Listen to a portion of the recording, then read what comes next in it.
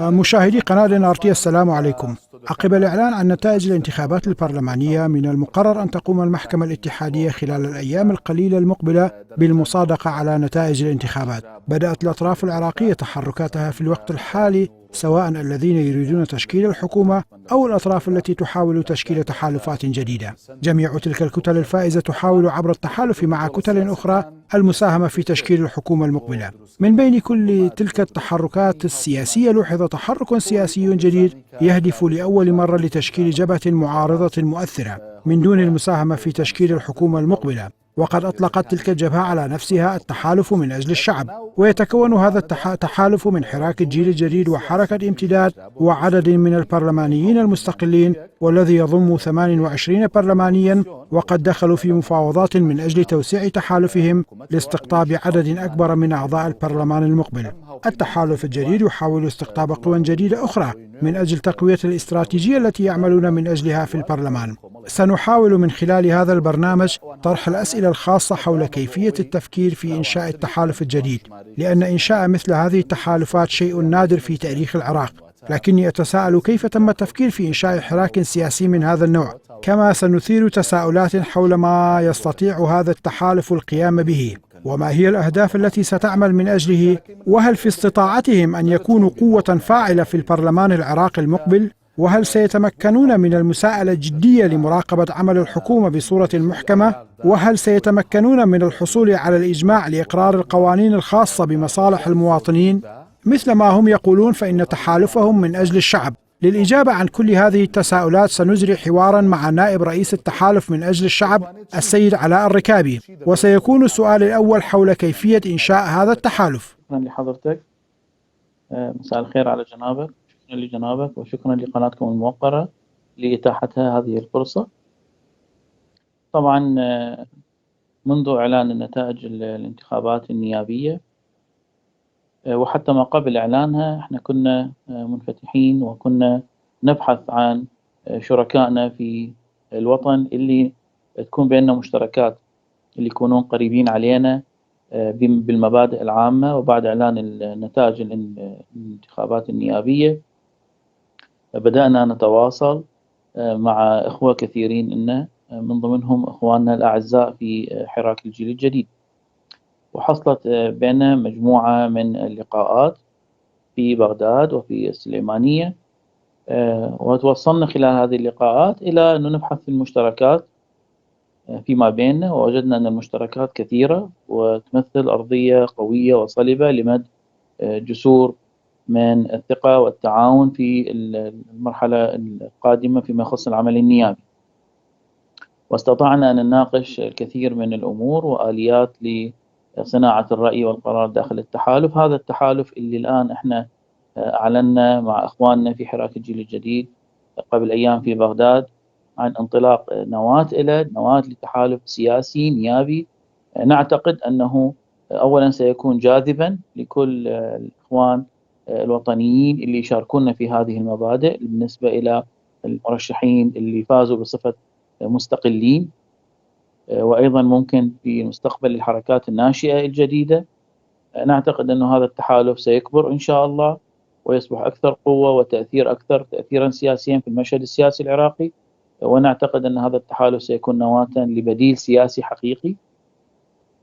في هذا التحالف السياسي احنا قدمنا نموذج جديد في تاريخ العراق المعاصر. ما كان عندنا تحالفات سياسية حقيقية عابرة للدين والطائفة والقومية. الآن في هذا التحالف ركزنا على كلمة الوطن والمواطنة، واتفقنا أنه احنا راح نكون احنا مواطنين في الدرجة الأساس، بالمرتبة الأساس احنا مواطنين في هذا الوطن. لنا حقوق وعلينا واجبات، ويجب العراق بلد غني جدا بثرواته في هذا الوطن. هاي الثروات يجب أن توزع بشكل عادل على كل المواطنين من أقصى جبالنا في دهوك إلى الهور وإلى شط العرب في البصرة. نعتقد العراق لديه الكثير من الموارد البشرية والموارد المالية. اللي كان يحصل منذ أكثر من 18 سنة هو سوء إدارة لهذه الموارد. نحن مع إخواننا الأعزاء في حراك الجيل الجديد وضعنا مجموعة من البرامج للنهوض بالواقع الزراعي والصناعي والاقتصادي وحتى السياسي وطريقة بناء العلاقات الخارجية مع دول الجوار ودول العالم. نعتقد أننا سنقدم نموذجا جديدا للعمل النيابي والعمل السياسي. كيف تم التوصل إلى هذا التفاهم وإنشاء تحالف بين قوة سياسية كردية وعربية؟ وكيف تمكنتم من تجاوز العقبات؟ في الماضي كانت هناك عقبات أمام القوى السياسية الكردية والعربية للعمل المشترك وإنشاء التحالفات. ألم يكن إنشاء هذا التحالف صعبا؟ لا والله ما كان صعب. يعني احنا لمسنا من إخواننا في حراك الجيل الجديد من الأخوة وخصوصا الأخ العزيز السيد كاكا شاسوار وأختنا العزيزة السيدة سروة المحترمة.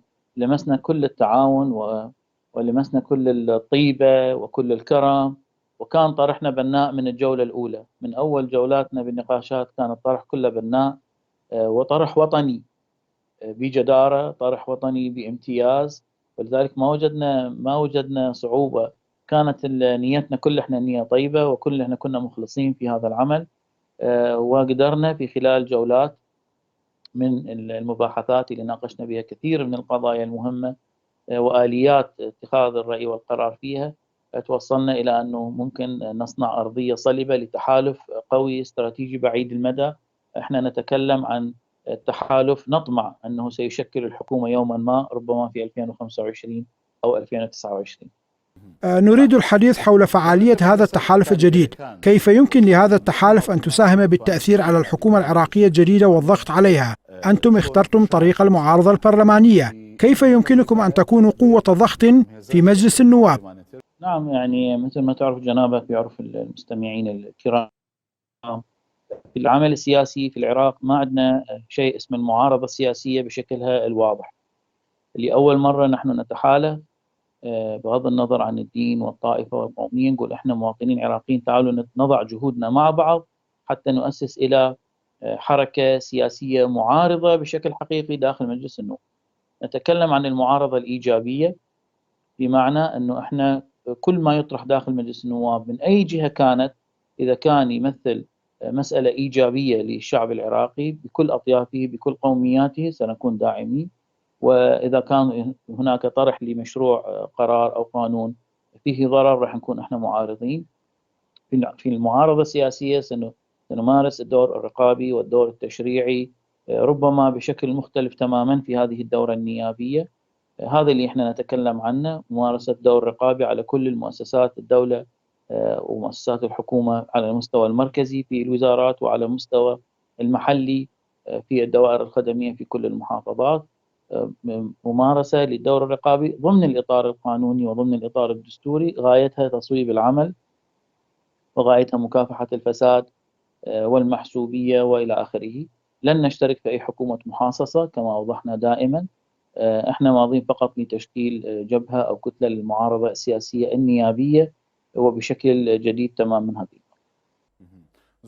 في التحالف بين حراك الجيل الجديد وحركة امتداد هناك برلمانيون مستقلون، كيف ستدافعون عن حقوق الناس؟ مثلا، هل ستقوم القوى السياسية المنضوية في التحالف بالدفاع عن حقوق الناس منفردة، أم إن كل برلماني سيكون لديه نشاط مستقل، أم قررتم العمل معا من أجل مصالح المواطنين في العراق وإقليم كردستان؟ نعم طبعا، احنا يعني مبدئيا نواة هذا التحالف تشكلت من بالدرجة الأساس من إخواننا في حراك الجيل الجديد وحركة امتداد، وإحنا الآن مادين إيدينا وداخلين في مفاوضات مستمرة مع المرشحين اللي فازوا بصفة مستقلين ومع مجموعة من التجمعات لهؤلاء المرشحين. حاليا احنا لحد الآن في عملية تفاوض مستمر، وإن شاء الله راح يكون العدد أكبر في الأيام القادمة.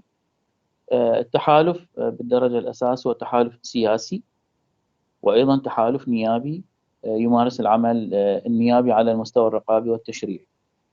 في إطار العمل السياسي احنا كان عندنا ناقشنا آليات اتخاذ القرار. راح يكون اكو عندنا منهج للعمل خلال الفترة النيابية القادمة، وعندنا يعني قرار مركزي يحترم من قبل الكتلة النيابية ومن قبل بقية أعضاء التحالف.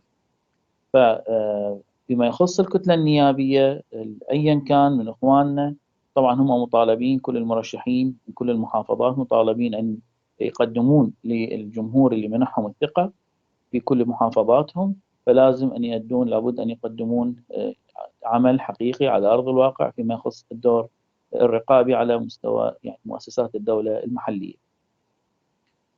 إضافة إلى هذا الدور المركزي على مستوى المؤسسات المركزية، على مستوى الوزارات، هذا أيضا قائم وضمن برنامج متفق عليه لتنشيط العمل النيابي.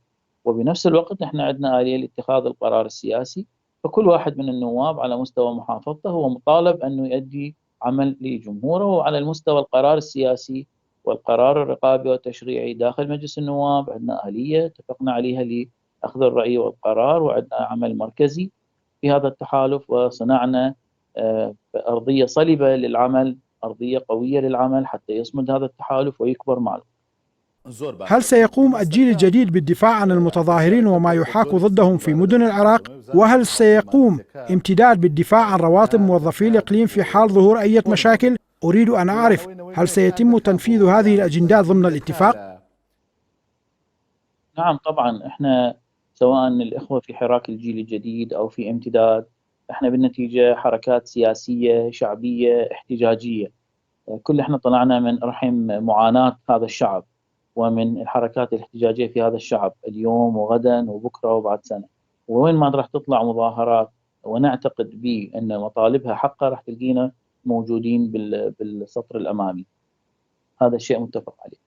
فيما يخص قضية الموازنة وقانون الموازنة اللي كان سابقا دائما يكون محط نزاعات وخلافات وتجاذبات، احنا ناقشنا هذه الأمور، ونعتقد أنه كل أبناء الشعب العراقي يجب أن ينالوا الفرصة الكافية في الموازنة الاتحادية من أجل النهوض ببرامج التنمية في كل مجالات الحياة وفي مجال تقديم الخدمات الأساسية للمواطنين العراقيين.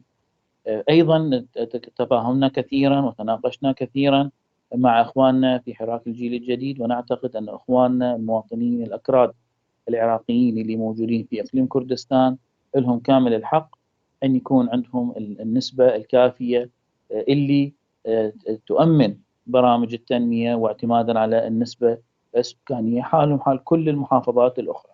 فهذا لن يكون أمرا خلافيا داخل الحركة، هذه من ضمن الأمور اللي تم مناقشتها وتم وضع الحلول لها، وإن شاء الله سيكون القادم أفضل. هناك محاولات لتوسيع التحالف وبالأخص في الشارع العراقي، هل يمكنك تسليط الضوء على محاولات التوسيع هذه لزيادة أعداد البرلمانيين المنضويين في التحالف؟ نعم احنا منفتحين وفي مفاوضات مستمرة. الإخوان أختنا العزيزة السيدة سروة المحترمة في حراك الجيل الجديد، وإحنا أيضا في مفاوضات مستمرة وفي لقاءات وتواصل وتفاهمات مع مجموعة من المرشحين اللي فازوا بصفة مستقلين ومع مجموعة من الحركات، ونأمل إن شاء الله قريبا. إحنا قطعنا في بعض هذه الحالات، قطعنا شوط كبير وأصبحنا قريبين جدا إن شاء الله من انضمامهم، ونتأمل إن شاء الله في الأيام القليلة القادمة راح يكون حجم التحالف اللي أعلناه أكبر إن شاء الله. هل هناك استجابة لتوسيع التحالف؟ بعبارة أخرى، هل ننتظر زيادة أعداد برلمانيي التحالف؟ نعم إن شاء الله. طبعا إحنا لا يخفى على حضرتك أخي الكريم، منذ اليوم الأول لإعلان المؤتمر الإعلامي اللي أعلنا به انطلاق التحالف من أجل الشعب، منذ ذلك اليوم ولحد الآن يتعرض هذا التحالف إلى موجة من الهجمات التسقيطية في وسائل الإعلام لجهات محسوبة على أحزاب السلطة ولبعض الشخصيات. هذا كان شيئا متوقعا، لكن إن شاء الله التحالف سيصمد والتحالف راح يكون أكبر. وفي الأيام القادمة احنا اتفقنا من البداية على وضع آليات أن يكون هذا التحالف جاذبا للقوى الوطنية الناشئة وللشخصيات المستقلة، وإن شاء الله في القريب العاجل راح يكون التحالف أكبر، وإن شاء الله يعني راح يكون تأثيره السياسي أفضل في الساحة على مستوى المشهد السياسي العراقي. تحدثت عن محاولات من أجل حل وتفكيك التحالف، أو بالأحرى ما هي التهديدات الموجهة إليكم؟ نعم، مجموعة من التجمعات السياسية للنواب المستقلين الآن نحن نتفاعل معهم ونتفاهم بشكل يومي، لكن إعلان أسمائهم الآن قد يسبب لهم بعض الحرج، قد يؤثر على اتخاذ القرار السياسي من قبلهم. هم الآن قريبين جدا من الانضمام، هذا وعد، إن شاء الله خلال الأيام القليلة القادمة راح تشوفون أكو أطراف أخرى بدأت بالانضمام، وفي مؤتمرات إن شاء الله راح تكون صحفية ومعلنة وفيها تغطية إعلامية. لكن الآن من نقول بأسمائهم قد نسبب لهم الحرج، أو قد نؤثر على قرارهم السياسي اللي يريد اتخاذه، وقد يتعرضون إلى ضغوط من قبل أطراف أخرى. احنا الآن نعمل معهم، وإن شاء الله واثقين أن القادم يكون أفضل. أريدك أن توضح للمشاهدين طبيعة تلك التهديدات الموجهة من الأطراف الأخرى من أجل حل التحالف. طبعا خلال ال 18 سنة الماضية الأحزاب السلطة اللي موجودة في العراق صنعت عرفا، عرف سياسي هو مو قانون ولا دستوري ولا ضمن قانون الأحزاب. صنعوا عرف سياسي أنه هذه الكتلة أو هذا التحالف هو عربي شيعي فقط، وهذا التحالف هو عربي سني فقط، وهذا التحالف هو كردي فقط. لما نجي الآن احنا نصنع تحالف سياسي جديد بروح رياضية، ونتقبل بعضنا ونتعاون مع بعضنا ونتآزر ونضع ايدينا مع ايدين بعض للمرة الأولى في تاريخ العراق، ونصنع تحالف سياسي يمتد من أقصى جبال كردستان إلى أقصى جنوب العراق، ويكونون به ناس كما حضرتك يمكن لاحظت بالمؤتمر الصحفي، كانوا النواب العراقيين اللي من دهوك ومن السليمانية ومن أربيل ومن حلفشة ومن كركوك، وأيضا النواب من الناصرية والحلة ومن الديوانية ومن النجف، كانوا واقفين مع بعض. هذه الصورة تغيظ الكثير من أحزاب السلطة، لأنهم عملوا على تقسيم البلد طائفيا وقوميا حتى يقدرون يسيطرون على هذا البلد. الآن احنا جينا بفكرة جديدة أنه احنا ممكن نتحالف مع بعض. هذا الأمر يسبب لهم القلق. الآن احنا بهذا المشروع قدرنا نتعاون مع بعض، تركنا الأنا، أكو هناك الكثير من نكران الذات، اتفقنا على مشتركات، اتفقنا على أنه العراق يستاهل هذا البلد اللي تعايشنا طول آلاف السنين مع بعض، يستاهل العراق أن نضحي من أجله، يستاهل أن نوحد جهودنا لهذا البلد، نضحي جهود يعني نوحد كل جهودنا من أجله حتى نضع على الأقل حجر أساس لمستقبل أفضل لهذا البلد لبلدنا. فلذلك هذا الأمر ربما لا يعني ما يطيب على خاطر أحزاب السلطة اللي موجودين، لكن هذا بالنتيجة لا يؤثر، والتحالف إن شاء الله قوي ويصبح أقوى يوما بعد يوم، وراح تنضم إلى الكثير من الأطراف الوطنية. خلال إحدى أجوبتك تحدثت عن العمل كفريق من أجل تشكيل الحكومة العراقية في المستقبل. هل هناك محاولة لتوسيع التحالف من أجل الشعب للعمل المشترك في الانتخابات المقبلة من أجل أهداف أكبر؟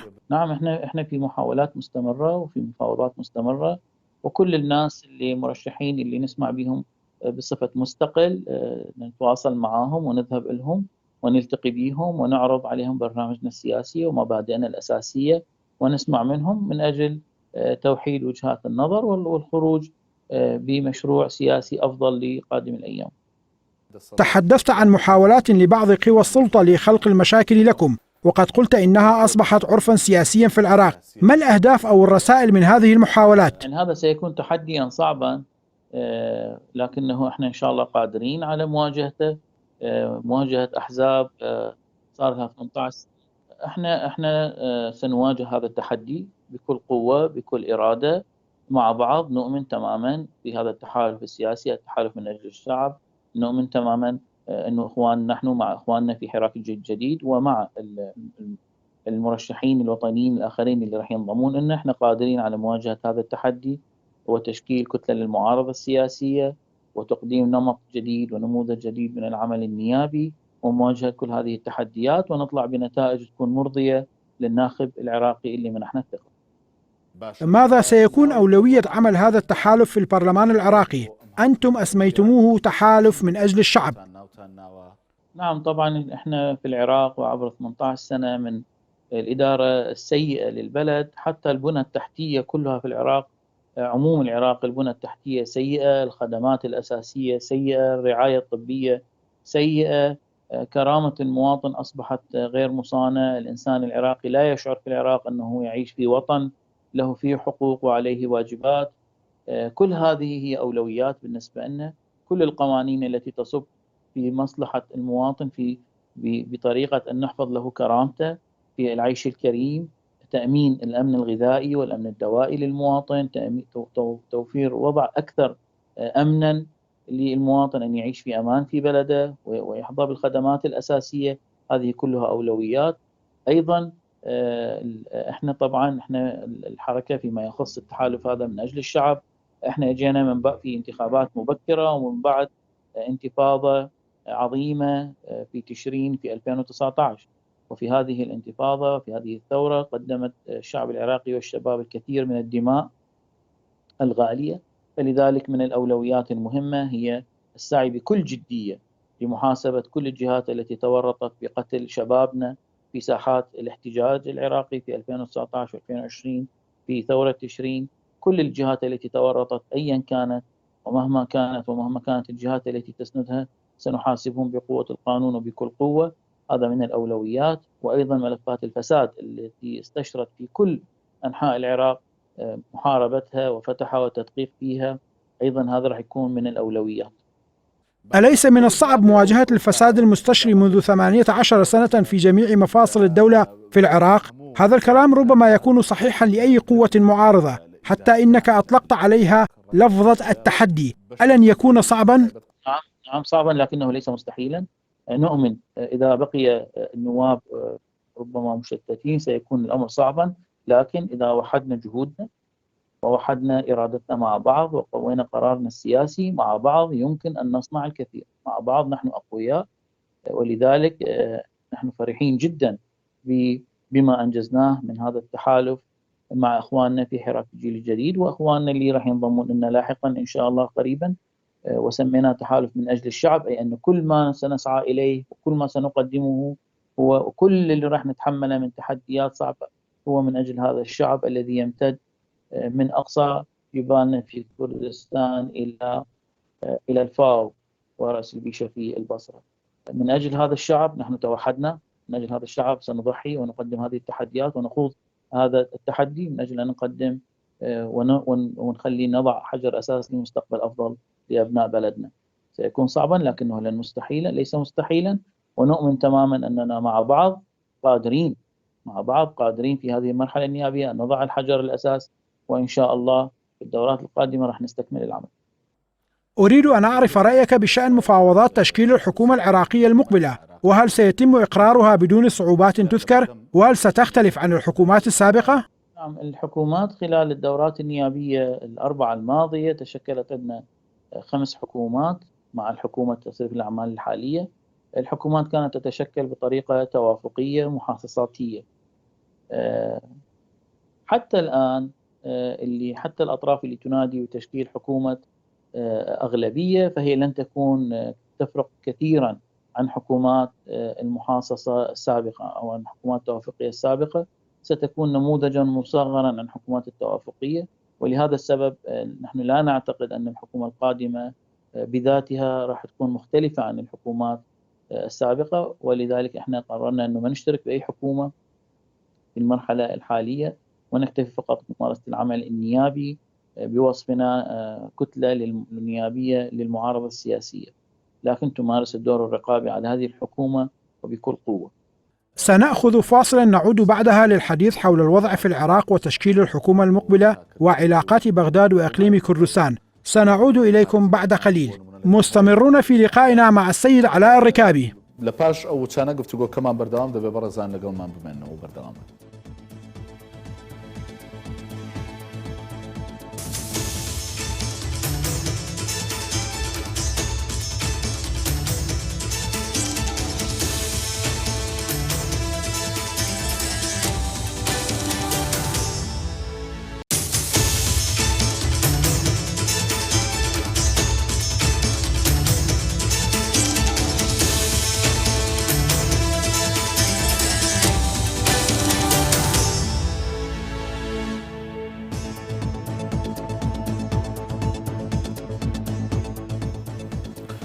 دووبارە ساڵتان لێبێت بەڕێزان، گفتوگۆ دەکەم لەگەڵ علاء ڕکابی سکرتێری گشتی بزوتنەوەی امتداد.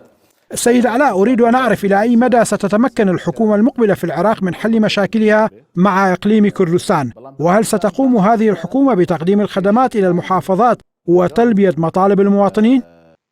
نعم، هي الحكومات اللي تشكلت في الفترة الماضية كانت كلها حكومات توافقية بين مجموعة من أحزاب السلطة، وحتى لو تحققت الأغلبية السياسية في هذه المرحلة حتى مع فرض، فالحكومات اللي راح تتشكل راح تتشكل يعني بطريقة صعبة، ولن تكون تختلف كثيرا عن الحكومات التوافقية السابقة، ستكون نموذج مصغر عن الحكومات التوافقية السابقة.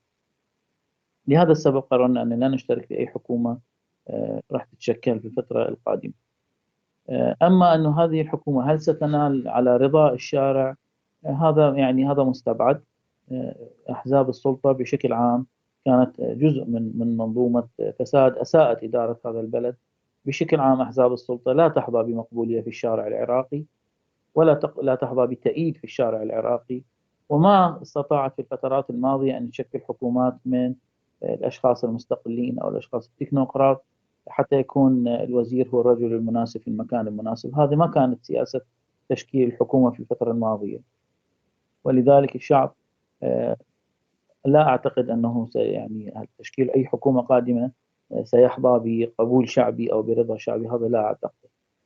أما إذا كان يعني الفكرة من السؤال أنه هل نحن باعتبارنا حركات شعبية سواء في حراك الجيل الجديد أو في حركة امتداد أو الإخوان اللي ينضمون إلينا بصفة مستقل، إذا كانت الفكرة إحنا كحركات شعبية هل يعني نشارك في التصويت على هذه الحكومات من عداها؟ هذا نعم، لدينا هيئات سياسية، والهيئات السياسية ستدرس هذا الأمر في حينه وتتخذ القرار. الأمر مبكر الآن. على الرغم من قولك إن محاولتكم لتشكيل التحالف وتجاوز الموديل السياسي في العراق وكسر الحواجز بين الطوائف والمذاهب كان له وجود في السابق، أريد أن أعرف رأيك حول ترأس شخص كردي السيد شاسوار عبد الواحد لتحالف أغلب أعضائها أطراف عراقية. نعم، طبيعي جدا، ونفخر بأن يكون رئيس لهذا التحالف السياسي هو أخونا العزيز كاكا شاسوار. طبيعي جدا، نحن أخوة في هذا الوطن. لنتحدث عن العراق، ما هي تصوراتكم بشأن البلد؟ هل سنواجه انهيارا شاملا وتعقيدا للوضع السياسي وزيادة في الصراعات، أم بالعكس إننا في طريق الإصلاح وحل المشاكل التي ظهرت في السابق؟ نعم، يعني في خلال السنين الطويلة الماضية منذ 2003 ولحد الآن كل الأحزاب اللي كانت السياسية اللي في السلطة، سواء كانت الأحزاب هذه في إقليم كردستان أو في بقية المناطق العراقية، هذه الأحزاب أدارت البلد بطريقة سيئة، هدرت المال العام، وكل الناس اللي كانت تظهر بحركات احتجاجية وتظاهرات كانت تقمع في كل مكان ويمارس ضدها القوة المفرطة، ويتعرضون إلى التعذيب ويتعرضون إلى الاعتقال ويتعرضون إلى القتل. الآن الأجيال الجديدة التي نشأت في العراق في عموم الرقعة العراقية في إقليم كردستان وفي باقي الأراضي العراقية، الأجيال الجديدة من الشباب ستقول كلمتها، وهي قالت كلمتها في تشرين وقالت كلمتها في تظاهرات السليمانية سابقا. هذه الأجيال الجديدة من الشباب العراقي يؤمن باستعادة الوطن واستعادة السيادة الوطنية والهوية الوطنية، ويؤمن بأنه يجب حتما أن يكون هناك وضع أفضل في بلدنا. نستحق في بلدنا أن يكون في وضع أفضل، في مستقبل أفضل، أن نتعايش سلميا مع بعض، وأن نحظى جميعا بثروات بلدنا بطريقة عادلة وبطريقة منصفة تحفظ لكل المواطنين العراقيين كرامتهم وحقهم في العيش بطريقة كريمة وحياة كريمة في بلدهم. ولذلك نؤمن تماما إذا كانت الأجيال التي اشتركت في تشرين 2019 كانت قادرة على هز عروش وجمهور نفترض وقواعد لأحزاب السلطة، إذا كانت هذه الأجيال في 2019 هزتهم، فالأجيال التي ستولد اليوم وغدا وفي العام القادم ستكون قادرة تماما على تغيير كل المشهد السياسي العراقي إن عاجلا أو آجلا. الأجيال الشباب اللي موجودين الآن في الجامعات وفي المعاهد، المستقبل لهم، سواء هذه الطبقة السياسية شاءت أو أبت، وكل السياسيين الموجودين الآن في أحزاب السلطة اعترفوا مرارا بفشلهم في إدارة الدولة، ونوهوا مرارا وحتى على وسائل الإعلام أنه هم يقولون المفروض ما يكون لهم دور في المشهد السياسي في المرحلة القادمة، وهذا ما سيحصل. بالنتيجة إرادة الشعب ستكون أقوى، وإرادة الأجيال الجديدة من الشباب ستكون أقوى، وهي اللي راح ترسم مستقبل إن شاء الله أفضل لهذا البلد.